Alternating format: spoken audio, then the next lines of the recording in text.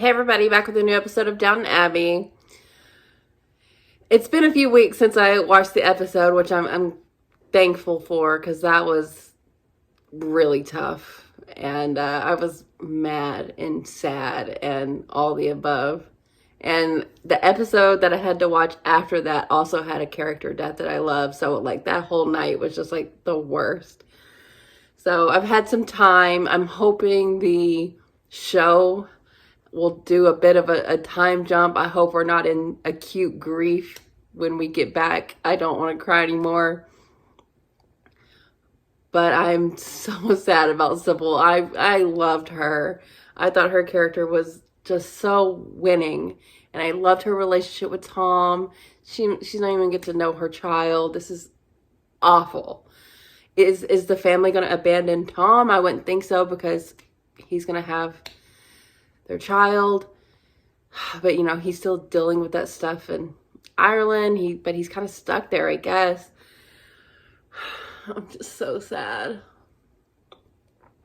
I'm also worried about Thomas and Jimmy. Jimmy's obviously not into him, but you know, Miss O'Brien is pushing that because she wants to get at Thomas, but that's a dangerous game to play.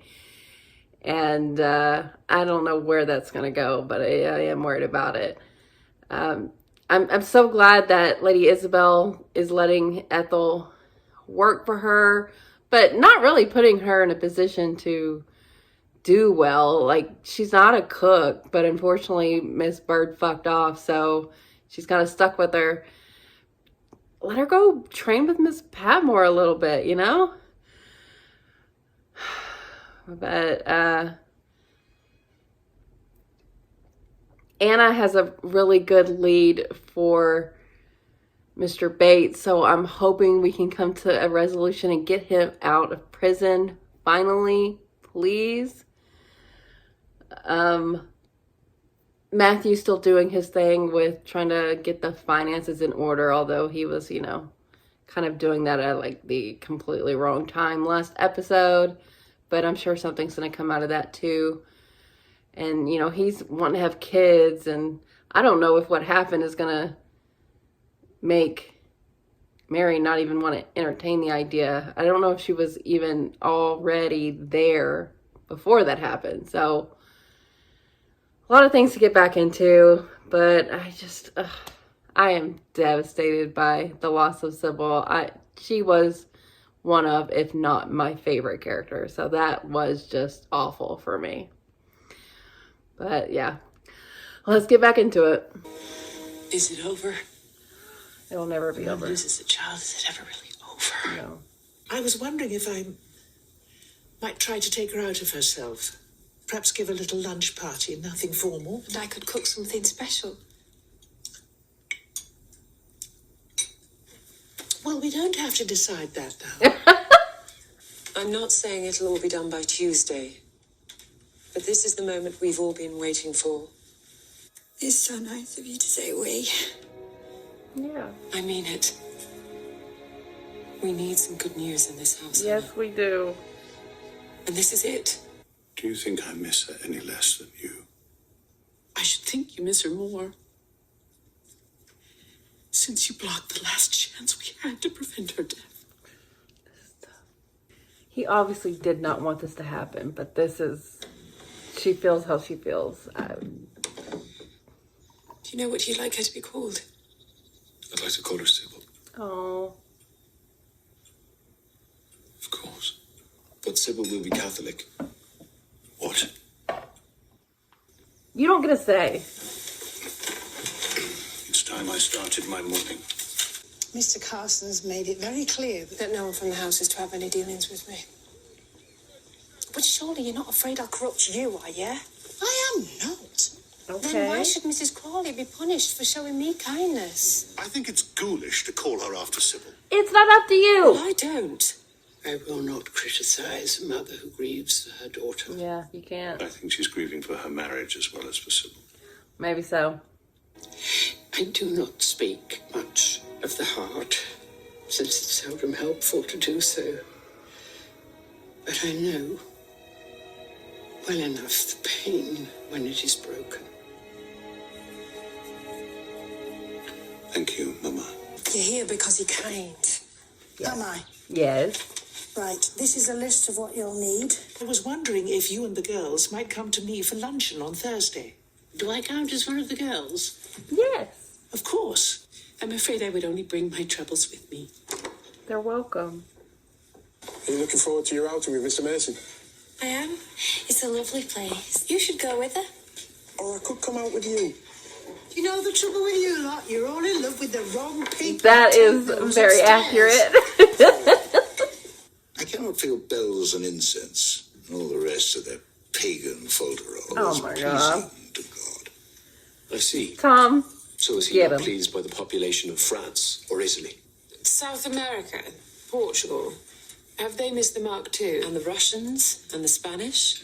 And we haven't even started on the non-Christians. There's the whole Indian subcontinent to begin with. And the British Empire, does he approve of that? I love that they're If you backing mean, Tom. does he approve of the expansion of the Christian message, then yes, I think he does. Sybil would be happy for the child to be a Catholic. How I do you don't make remember that what up? she Because said she last said so. episode. Oh, To me, Okay, on good. the day she died. Who knows what's coming? I have to take one thing for granted. That I will love you until the last breath leaves my body. Mr. Bates was going to call on her that afternoon. But you described lies. the light from the gas lamps caught the rain and made a kind of halo round her. Me run this far? You serious? Not right away. She might have lived. There are cases where an early cesarean saved the mother after preeclampsia. You have created a division between my son and his wife. When the That's only not on way him. they can conceivably bear their grief is if they face it together. So you want So him you want me to to lie to lie? them and say there was no chance at all? Lie is so unmusical a word. Well, You could leave her here. I don't see that happening. I'll not be separated from her. She's all I have left of her mother. Yeah. You've done well, Ethel. Yay. Maybe you've also done yourself a favour. Yeah, you need Very this. grateful. Say nothing, Mr. Carson. It's none of your business. I'm afraid someone tipped her off before I went to see her. I wonder who it think I could know. be. They would have bribed her to do it. Oh, Or frightened her. catch her in something. Well, we cannot offer a bribe. But perhaps we can try to persuade her. If this luncheon is a failure, Ethel, I shall hold you responsible. No, she's got this. You got this, girl. Who says I was at Crawley House? I saw you coming out. Oh, I see. Well, Mrs. Can't deny Crawley was that. giving a luncheon party. I'm not sure that you're entitled to dress down Mrs. Patmore. He's in this not. way. Of course, if Mrs. Patmore wants to spend her time frolicking with prostitutes. Do I look like a frolicker? May I ask who is expected at this precious luncheon? Her ladyship, the young ladies, and the dowager. The capital is leaking into the cracks caused by bad management. Bad management. Yeah. We'll discuss it later. This was very good. It was. Yay. It really was. She It sounds surprises surprised. anyone. I am surprised. I owe Ethel an apology. I've underestimated her. I haven't said anything yet. Say yes. It's probably too late now anyway. Matthew tells me Robert was against it. What difference does that make? Do you think I should do it? Yes. I wouldn't countermand your father. And why bring it up? Do you know who has prepared this luncheon for you? Yes, Ethel, our former housemaid. Who bore a bastard child? What? Robert, Ethel has rebuilt her life. Has she? Do you know what she has built it into? Well, of course, these days servants are very hard to find. I don't think you understand the difficulty she's had to face. He I doesn't. care less how she earns her living. Good luck to her. What I care about is that you have exposed my family to scandal. But who would know? I can't tell you how people find out these things, He but they do. Your exposes gardener, himself to your scandal kitchen all the maid. time. Oh. Is that a Charlotte Russe? How delicious. I hope it's tasty, my I lady. love Lady Crowley. Mrs. Patmore gave me some help. I'm glad to know that Mrs. Patmore has a good heart and does not judge. Me too. Beautiful. I went to Mrs. Bartlett. I've got us a ginger evidence. It was Mrs. Bartlett. None of them came away. Not Well, even look the at that. Dowager? My. Perhaps the world is becoming a kinder place. You say kinder, I say thing. weaker and less disciplined. But you disappoint me. You disappoint me. I never thought of you as a woman with no standards. Keep on walking, girl. I was angry with Isabel for exposing you all to gossip. You're always angry. You were about angry, all something. right. But not with Isabel or Ethel. I think it's because the world isn't going your way. Yeah. Not anymore. She wanted Tom to be happy. She loved him. I keep forgetting she's gone. I see things in the paper that would make her laugh. Say that to Mama, Yeah. please. She doesn't want to hear it from me. You have to show her. So she knows y'all are in it together. Let her live. Have you been painting your face? It's not like the old days, Mrs. Patmore. These traditions are falling down all over the place. Piano player in the house. Yeah. You play well, James. There's no end to Jimmy's talents. Thomas. His lordship wants you. Would you teach me? Well, I'm supposed to lay the tea. And here's me thinking you'd like to dance with me. Don't use her.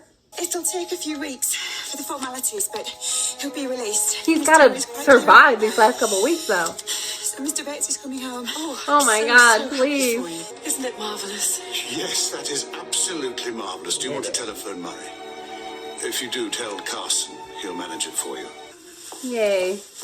You are overruled, I Mr. hope Carson. you never need a favour from your fellow man. Exactly. As tough as you like. I know you won't abandon me.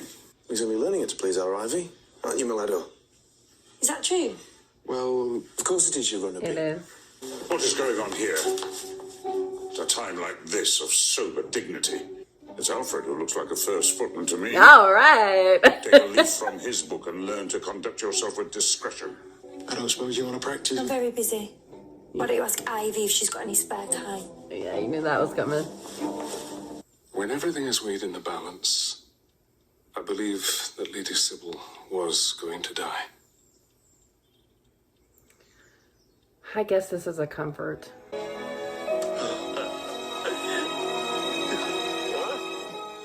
That is tough. I don't know if, Dr. Clarkson didn't want to lie, and it was probably a very small chance, but it may be a kinder thing to let them be able to let go of the woulda, coulda, shoulda, and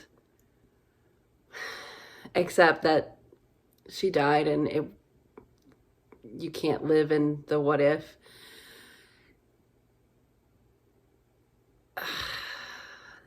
I'm glad this episode was after the funeral, kind of just in that weird time where you haven't moved on, but you're still grieving, but you're not in that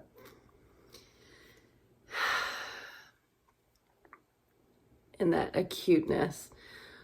But this was a tough episode for Lord Crowley. Things are changing, and coming off an episode where he was proven to be wrong, and then have all of these other things go not his way was pretty tough. But it's hard for me to be sympathetic toward him in this moment in the same way that Lady Crowley was being toward him. But I do think he is a good man, but his worldview is being shaken, and he's going to have to get with it. I know Mr. Carson is kind of right there with him, and honestly, Mr. Carson is probably even more unmoving than he is. But I'm glad the women of the house kind of stood their ground and said, you're going to have to deal with this, all of this change. I'm so happy that everyone supported Ethel in the way they did. Miss Patmore, and then all the ladies of the house who didn't leave when they found out about her, and that's really important. And I'm glad that Ethel is proven with a little bit of help she can manage this. So I'm glad that all worked out. And I'm glad Mr. Bates is going to come home, even though he's got weeks to go, and I'm kind of worried about the aftermath of his threat that he made. He's not in the clear yet, but hopefully he can manage his time until he gets home. That's going to shake up the house, though. Thomas is going to lose his position. And oh my God, he has got to lay off on the Jimmy stuff. I know Jimmy's not like telling him to stop, so that makes him think that he can keep going. But it's going to blow up, and I don't want it to get ugly, and it may. Miss O'Brien is not helping, I don't think, but But I'm glad that Miss Patmore called everyone out. Like, y'all just, no one likes the right person. I wonder what Daisy's going to do. Is she going to leave? I mean, she is kind of an heiress right now, and I guess she would definitely need someone to help her once William's father is not around anymore. I know she wants that to be Alfred, but Alfred's into Ivy, and Ivy's into Jimmy, and Jimmy's exploiting that, and Alfred was in the right place at the right time. I think he's first footman now, so Jimmy's not too happy about that. But I don't know if he likes Ivy. I think he's just rubbing it in. And Matthew is kind of moving forward with the changes he wants to make. Lord Crowley just, he's just going to have to deal with the fact that he doesn't get to make the rules anymore or uphold the old ones. It makes sense that Tom wouldn't want to live at Downton. He has never really felt a part of what they have going on, but he can't go home. So I think Liverpool is where he's wanting to go. Hopefully we get to see him still. I would like to see Sybil grow up. I'm really happy that he named her that, even though Lord Crowley had issue with that too. He just had issue with everything going on. But that love that Tom had for Sybil, you could tell he's trying to figure it all out. I hope Lady Edith takes the job if it's still an offer on the table for her. I guess she would be like a Dear Abby type thing. But good for her. I hope Edith can forge her own way. I think the Dowager really did the right thing in this episode. She's wise, if not, very, very much herself. But, she was hurting for her son and helped Dr. Clarkson facilitate their chance to get past what they were holding on to. And I also like that she was, okay about Ethel. She's, even as unmoving as you think she would be, she is kind of getting with it, which is fun to see. So this was, a somber episode to be expected, but I think there's some good things on the horizon, specifically with Mr. Bates, even though I don't feel we're quite out of the woods yet. Happy for Ethel. Happy for Daisy. And happy for this world. It seems to be moving in the right direction. And even William's dad was like, these great houses are kind of like a thing of the past. And I wonder if that's something we'll ever, maybe like when the show, I think they just had a movie, so I don't know if they're planning to keep doing that, but if they ever get to like an ending of the show, if Downton would survive, if the Crowleys would survive in Downton, I don't know if that's gonna keep being the institution that it is. Not sure. But I really liked Lady Isabel. She is always so supportive, and let Ethel apologize to Ethel when she didn't believe in her, and I think is gonna let her stay on. And I just really enjoy her character, and I really liked Lady Crowley here. She needed her space, and she wasn't gonna let Lord Crowley dictate how she feels about what happened. But now I think that Dr. Clarkson said what he said. I think they're going to be able to move past this together, because, you know, there was talk of this just not working out ever again. But that's not really something the people with the titles that they have do. Divorce is not really a thing. And I don't think she's going to go back to America or anything like that. So I'm excited to see where we're going from here. This was kind of like just like a stasis episode, kind of dealing with the aftermath of the previous one. And I'm excited to see where we go from here, what Mr. Bates being back will do to the house. But I'll be so happy when he and Anna are reunited. And yeah, really good episode. I'm glad to be back in the world, even though last episode was so tough. It was the worst. But we must move forward, and I'm excited to see little Sybil grow up, what Tom's gonna do. But yeah, this was a good episode coming back off of the worst. So thanks for watching, guys. I'll be back soon.